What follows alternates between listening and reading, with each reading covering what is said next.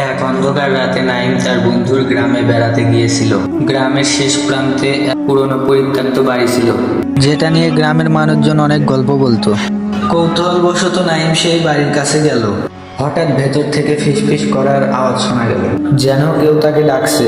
রাজু ভেতরেই পা রাখতে দরজাটা নিজে থেকে বন্ধ হয়ে গেল। পুরো ঘরটা জমাট অন্ধকারে ঢাকা পড়ে গেল। কোনো অদৃশ্য শক্তি তার ঘাড়ের ওপর ঠান্ডা হাত রেখে ফিসফিসিয়ে বলল, তুই এখানে কি করতে এসেছিস? ভয়ে তার মুখ থেকে কোনো শব্দ বের হচ্ছিল না। তার পেছনে তাকাতেই দেখলো একটি বিকৃত মুখের কালো ছায়া তার দিকে এগিয়ে আসছে। আচমকা ভেসে এলো আতঙ্কে ভরা এক নারীর চিৎকার, আর রাজু অজ্ঞান হয়ে মাটিতে লুটিয়ে পড়ল। পরদিন সকালে গ্রামবাসীরা ওই পরিত্যক্ত বাড়ির সামনে তাকে অচেতন অবস্থায় পেল। তার গায়ে ছিল অসংখ্য আঁচড়ের দাগ। এখনো পর্যন্ত কেউ জানে না ওই বাড়ির আসল রহস্য। কেউ গেলে নাকি আর ফিরে আসে না। যদি গল্পটি আপনাদের একটু ভালো লেগে থাকে তাহলে একটি লাইক এবং চ্যানেলটি সাবস্ক্রাইব করে দিবেন। ধন্যবাদ।